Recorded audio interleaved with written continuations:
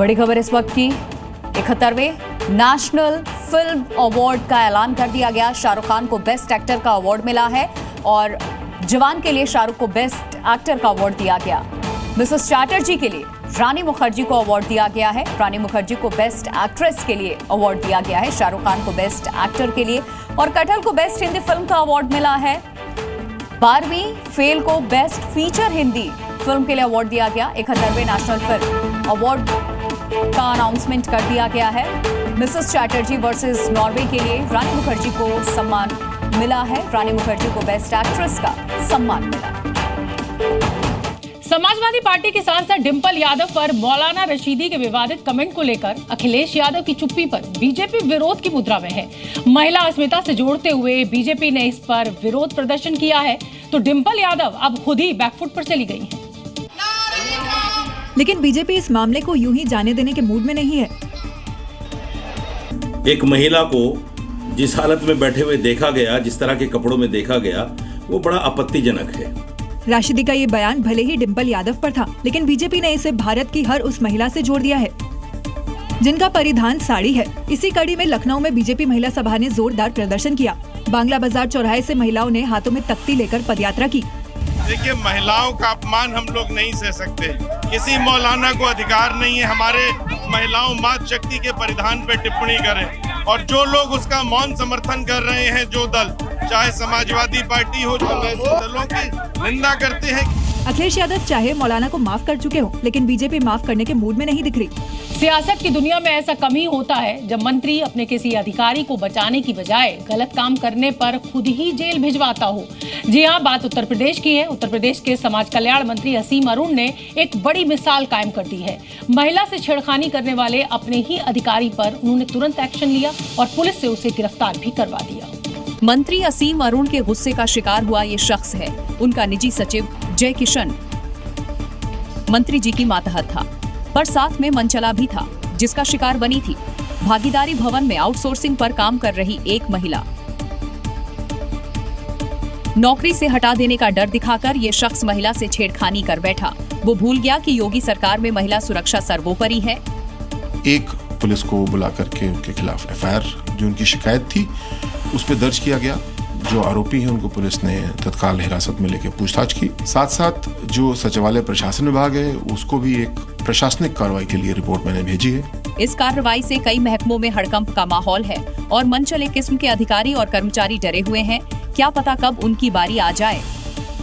और चलिए अब बात करेंगे बिहार की। बिहार में नीतीश कुमार की सुशासन वाली सरकार में अपराधी बेखौफ, बेलगाम, खुलेआम वारदात को अंजाम दे रहे हैं। पटना के जानीपुर में बदमाशों ने 2 मासूम बच्चों को जिंदा जला दिया। मृतक बच्चे का नाम अंजलि और अंश है। दोनों बच्चे स्कूल से आकर घर में सो रहे थे। इसी दौरान बदमाश घर में घुसे और बच्चों को आग के हवाले कर दिया।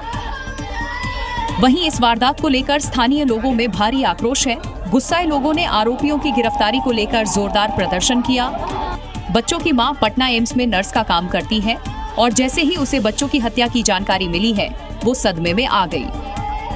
परिजनों का आरोप है कि यह कोई सामान्य हादसा नहीं बल्कि साजिश है। दोनों हमारा बच्चा है, 15 साल का और 10 साल का बच्चा है। एक आदमी आया नहीं है, 1, 2 या 3 बंदा होगा। क्या किया हमको क्या पता, बेड पे जला हुआ मिला। फिलहाल पुलिस आसपास के लोगों से पूछताछ कर रही है और परिवार की ओर से दी गई जानकारी के आधार पर संभावित संदिग्धों की तलाश की जा रही है। बच्चों की दर्दनाक मौत ने पूरे गांव को झकझोर कर रख दिया है। लोग स्तब्ध हैं कि इतनी निर्दयता किसी मासूम के साथ कैसे की जा सकती है। बिहार के पटना एम्स में विधायक चेतन आनंद और उनकी पत्नी आयुषी के साथ बदसलूकी का आरोप लगा है। आरोप ये भी है कि जब विधायक मरीज से मिलने अस्पताल पहुंचे तो उनके साथ धक्का मुक्की भी हुई। और उसी धक्का मुक्की के दौरान का ये वीडियो सोशल मीडिया पर तैर रहा है, जिसमें चेतन आनंद तो नजर नहीं आ रहे, लेकिन उनकी पत्नी आयुषी गुस्से में नजर आ रही हैं। आरोप है कि उनके साथ मौजूद समर्थक और उनके सुरक्षा गार्ड जब हथियार लेकर अस्पताल परिसर में प्रवेश कर रहे थे, तभी एम्स के सुरक्षा गार्ड्स ने उन्हें रोका, जिसके बाद देखते ही देखते बात धक्का मुक्की तक पहुँच गयी।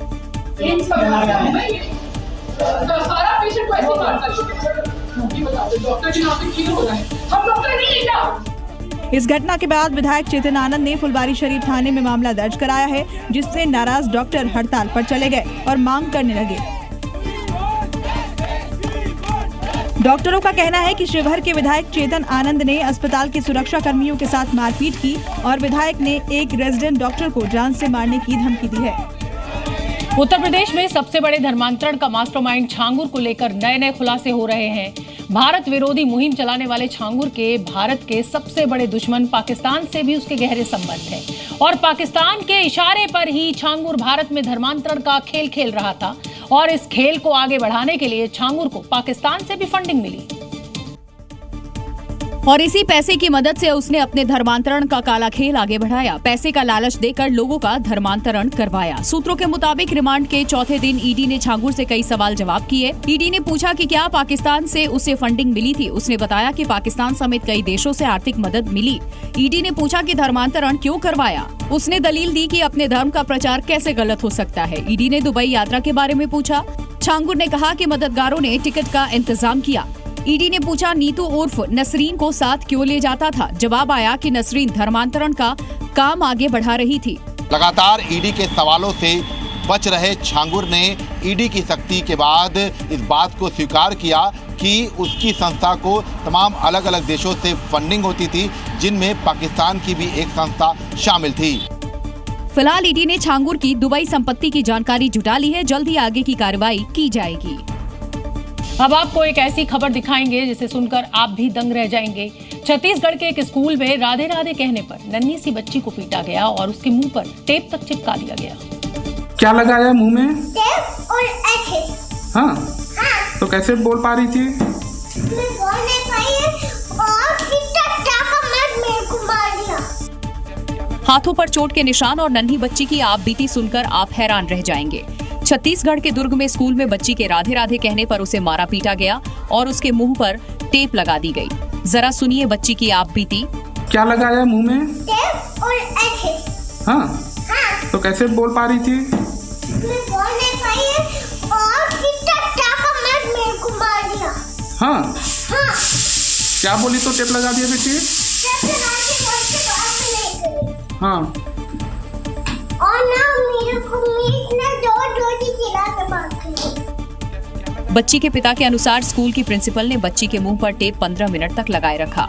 इस घटना के बाद लोगों में भारी गुस्सा है। पुलिस ने भी मामले की गंभीरता को देखते हुए आरोपी प्रिंसिपल को गिरफ्तार कर लिया है। बिहार के पूर्णिया में भगवत गीता का कवर लगाकर बाइबल और कुरान के प्रचार के विवाद मामले ने अब तूल पकड़ लिया है। हिंदू संगठनों ने इसके खिलाफ अब मोर्चा खोल दिया है। इस घटना से नाराज हिंदू संगठन के लोगों ने आज समाजवादी पार्टी से लेकर एसपी के साथ मुलाकात कर एक तरफा कार्रवाई का आरोप लगाते हुए मामले की निष्पक्ष जांच की मांग की है और एसपी स्वीटी सहरावत को ज्ञापन सौंपा। 27 जुलाई की इस घटना पर पुलिस की कार्रवाई से हिंदू संगठनों में भारी नाराजगी है। संगठनों का कहना है कि गीता के नाम पर धार्मिक भावनाओं से खिलवाड़ हुआ, लेकिन विरोध करने पर उल्टे उनके कार्यकर्ताओं पर ही एफआईआर दर्ज कर दी गई, लेकिन असल गुनहगार कोई और है। गीता के आड़ में ये अवैध बुक बेच रहे हैं और जो इनका संस्करण तैयार किए हैं वो कई हत्या के केस में जेल में हैं। अभी आप लोग बलात्कार के केस में जेल में हैं। सदर विधायक विजय खेमका ने भी पुलिस से निष्पक्ष जांच की मांग की है और निर्दोषों को न फंसाने की हिदायत दी है। गीता को बदनाम करने का काम करता है तो जो प्रकाशक है, जहाँ से वो प्रकाशित हुआ है उसके प्रकाशन पर जांच करके जहाँ से प्रकाशित हुआ उस प्रकाशक को और लिखने वाले पर भी कार्रवाई होनी चाहिए। हिंदू संगठनों का आरोप है कि कई कार्यकर्ता मौके पर मौजूद ही नहीं थे, बावजूद इसके उनके नाम पर एफआईआर जोड़ दिए गए। अब इस पूरे मामले की निष्पक्ष जांच की मांग की जा रही है।